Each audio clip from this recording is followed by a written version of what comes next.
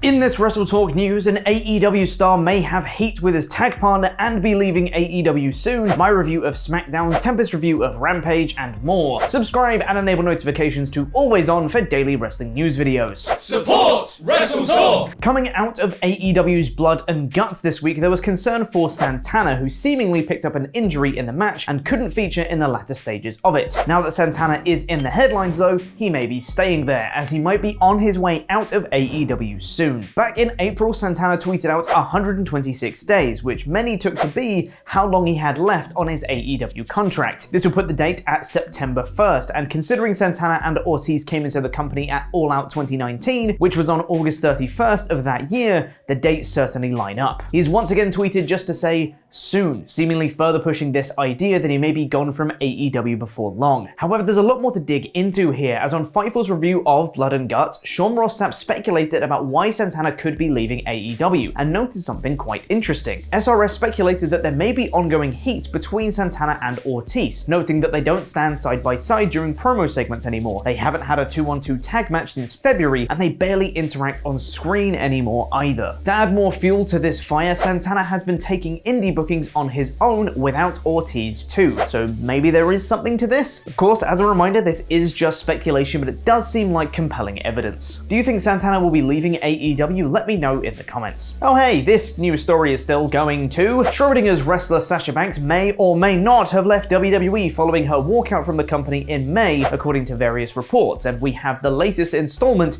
in this saga. After several reports noting that Banks had left the company, PW Insider was reporting that both Banks and Naomi are still listed on WWE's internal roster. And per Dave Meltzer in the Wrestling Observer newsletter, it's barely a talking point backstage in WWE anymore. There have been reports of Banks being released over the past week plus. WWE has not confirmed the release, and she is still listed on the website. Talent doesn't know, and those I've asked said it's long past something anyone talks or cares about because every day there is something new. There sure is. Wrestling be crazy. The Usos will be defending their undisputed WWE Tag Team Championships tonight at Money in the Bank against the Street Profits, but they may be joined by the elusive third Uso before long. NXT Solo Sikoa may not be solo for too much longer, as according to Fightful Select, WWE had serious discussions about calling up Solo Sikoa to the main roster soon. There reportedly hasn't been a specific brand discussed yet, or even whether he'll be aligned with the Usos and Reigns, or whether he'll just continue as a solo act, but one would think he could be another person for Reigns to control as the head of the table. And now it's time for my review of SmackDown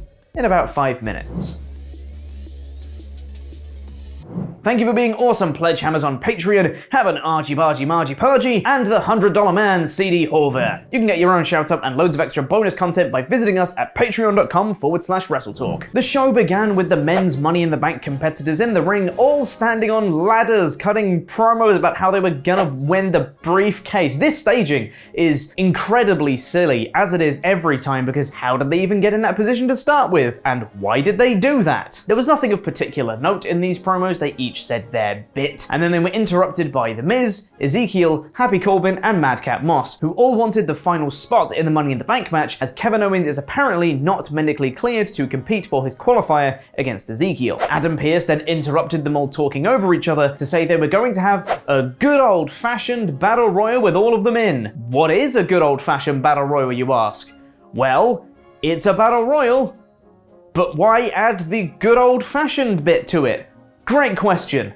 I don't know. WWE's branding is laughable. But you might also be asking, what are the stakes of this match? Does the winner get some sort of advantage heading into the Money in the Bank match? I have it here, hold on.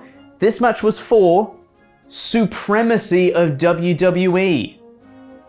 WWE's branding is laughable. Omos eliminated The Miz, Madcap Moss, and Ezekiel fairly quickly, and not much else that was memorable happened in this match until 2 of the final 3, being Drew McIntyre and Sheamus, were brawling on the ropes, and Happy Corbin eliminated them both. Happy Corbin, man who is not in the Money in the Bank match, won. So then you might be wondering, since Corbin won, surely he'll be put into that one remaining spot in the Money in the Bank match, right? Well, backstage, Corbin dodges the question of Pat McAfee's SummerSlam match, and later on he, Madcap Moss, The Miz, and Ezekiel are all arguing about who should be in the match, and Adam Pearce makes a fatal 4-way for the main event, with the winner taking the final spot. So Corbin winning this battle royal means absolutely nothing then. Alright, good to know. The New Day was scheduled to face the Viking Raiders next, but instead, after a New Day promo, the Raiders came out and beat down Woods and Kingston in another pretty cool angle, using their Viking shields pretty effectively. This was good, no real complaints here. What's that? Commentary, Woods, Kingston, and the ring announcer all call them the new vicious Viking Raiders? Right. I forgot, WWE's branding is laughable. Asuka, Alexa Bliss, and Liv Morgan then faced Lacey Evans, Shotzi, and Raquel Rodriguez in a match that was billed as Raw vs SmackDown. But I thought that Survivor Series was the one night of the year where Raw and SmackDown go head-to-head in direct competition. WWE's branding is not only laughable, but also inconsistent. Becky Lynch was on commentary for this one, and Liv Morgan won by pinning Shotzi. Not much else happened in the match. Becky Lynch then hit a manhandle slam on Asuka afterwards, to which one of WWE's many social media handles put out a tweet with a gif of that move, saying, "What is Becky Lynch doing? Like, what do you think she's doing? You know she hates Asuka. They've been feuding, right?" Sonya Deville confronted Adam Pearce backstage, saying he was wrong for what he did last week, which he was, and then she slapped him. Okie dokie. The Usos and Street Profits then had an in-ring segment which Kayla Braxton hosted and said it was essentially an AMA. She asked the Usos if they were fearful ahead of their match at Money in the Bank, to which they said they weren't because they're the Usos. Riveting stuff, Kayla. Great question. She then said to the Street Profits that they haven't held WWE Gold in a year and a half, and what's this I'm hearing about you two not getting along? Right. Okay. Let me just break that down. Firstly, that's barely a question, Kayla. Secondly, if WWE are looking to split up the Street Profits, what the f***? Why? And this is not the way to do it. Storytelling 101, show don't tell. Look at any legitimate media criticism from any movie or TV show, and you'll be able to find that when shows or films just tell you stuff is the case without showing any proof of that thing happening, it's bad writing, it's bad screenplay, it's bad. If you want to tease there's tension between them, show that. You can't just say it and it's true. That's not how storytelling works. The promos were actually really good though. They're all very good at them. I just think this would have potentially been better if they just had those promos maybe pre-recorded and played together.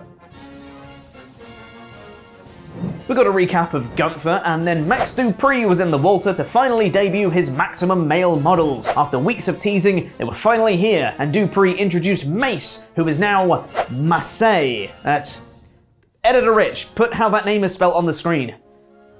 I honestly think I preferred Mace. I definitely did in the Monday Night War series anyway. Let's simulate it. Come on, Kingston.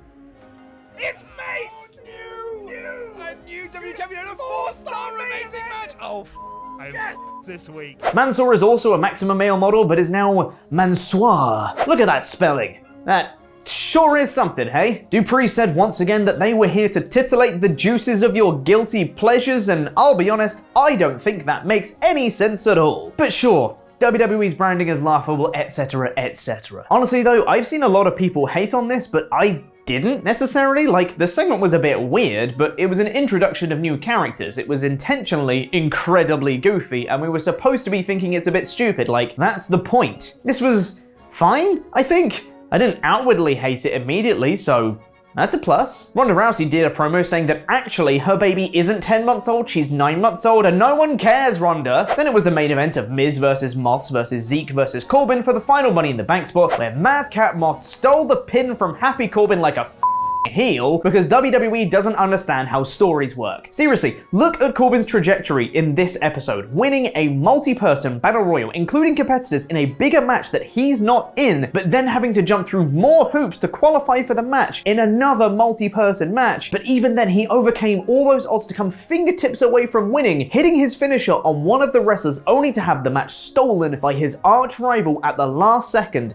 as they threw him off and pinned the other wrestler off Corbin's move. Such a tragic babyface story, except that WWE aren't turning Corbin babyface because he's going to have a match with Pat McAfee at SummerSlam. They just suck at telling stories. Corbin doesn't qualify despite coming oh so close and arguably deserving to, and Madcap Moss only qualifies by being sneaky. I'm sure he deserves that spot. Great work, everyone. I'm sure this made everyone look great. It didn't, huh? shocked Pikachu face. Also, can we just quickly talk about WWE's branding? Like, it's been extremely bad for quite a while at this point, but there's episodes like this one where you just take a step back and think, wait, what? Seth freaking Rollins, the good old-fashioned Battle Royal, winning supremacy of WWE, the one of the year Raw and SmackDown go head-to-head, the new vicious Viking Raiders, championship contenders matches, the most stupendous two-night WrestleMania in history. The company is filled with jargon from top to bottom that is straight up awful and damaging to a casual fan's investment. Now, this is purely speculation on my part, but if I can watch a show and go, huh, that's stupid, what do you think someone who's skeptical of wrestling but is thinking of maybe getting into it would think when they hear titillate the juices of your guilty pleasures? That'd be a quick no thanks from me, Chief. But hey, maybe people really like that kind of thing. Like 2 million people watch this show weekly. I just think they're all insane. Anyway, that was the show. Let me know what you thought. It was a bad show, gang. Money in the Bank go-home show, and the only match I was more excited for coming out of this was the Usos versus the Street Profits. 2 out of 5? Is that being generous? This might have been a 1, actually. 1.5 out of 5. Let's go with that. Anyway, here's Tempest with Rampage. You know how the tip for the Stormy Ascent level of Crash Bandicoot 1 is just good luck? That's kind of the encouragement I needed before keeping track of this battle royal. I'm Tempest, and this is my review of Rampage in about 3 minutes. We open with AEW's latest attempt at reinventing the battle royal wheel, this time introducing the Royal Rampage, a 20-man Royal Rumble with the entrants alternating between the 2 rings they would enter. We start with Powerhouse Hobbs and Hangman Page in the red ring, and Darby Allin and Tony Nese in the blue dabba-dee-dabba-die ring. Really went with the Raw versus SmackDown color scheme, eh? The red ring was comprised of Hobbs, Hangman, Ricky Starks, John Silver, Roosh, Penta Oscuro, Keith Lee, Dustin Rhodes, Dante Martin, and finally Brody King. Meanwhile, the blue ring was filled with Darby Allin, Tony Nese, The Butcher, Max Caster, The Blade, Swerve Strickland, Matt Hardy, Frankie Kazarian, Konosuke Takeshita, and finally Orange Cassidy. This was a fan-tastic battle royal, and if not for the bit that you kinda need 2 rings to make this concept work, I would say this should be AEW's new battle royal concept, because possible controversial opinion here, never really been the biggest fan of the Casino Battle Royal. There were a bunch of highlights in this one, most of which we won't have time to go over, but watching Konosuke Takeshita go ham will always bring a smile to my face. John Silver and Hangman Page both pretended to eliminate each other, and I am begging you, AEW, put Hangman Page back in a story with the Dark Order. More of this, please. Eventually, it came down to Brody King from the red ring and Darby from the blue, and talk about a perfect final 2. Love to see this finish because holy shit, I don't think there's been a finish to a battle royal this good in a very long time. Brody locks in a sleeper and drags Darby's carcass over the top rope, chokes him out, and then just lets go, letting him drop to the floor. This was a very fun opener with a fresh face getting a title shot and more stories being advanced. Can't ask for much more. 5 out of 5. Hook says people don't think. What is essential is invisible to the eye. Maybe he should be teaming with Matt Sydal instead of Danhausen with his third eye open like that. We then got the Young Bucks taking on Hiroki Goto and Yoshihashi, and I may have been the one person marking out to see this match, but I will wear that badge with pride. The crowd wasn't super into Goto and Yoshihashi, but the Bucks made up for it, with Matt mocking their attempt at a hot tag and actually getting the crowd to cheer and chant for the comeback. This is where they really get set apart from other teams, because the Bucks can really get the crowd into a match even when the babyfaces might not be connecting as strong as others. The Young Bucks took this match into the stratosphere by hitting the bullseye on what Tempest likes to see on shows like this: double springboards. You got 2 rings, use them. Any match that uses a double springboard gets 5 stars, and they did it twice, including the BMDE, the best Meltzel driver ever, for the win. I love the Young Bucks so much. They are the kings of TV tag wrestling. 5 out of 5. Jonathan Gresham is upset about being overlooked, and then we got the main event of Nyla Rose taking on Toni Storm. This was a solid match, and the crowd was still up for this match, but not as much as they had been for other matches. To be fair,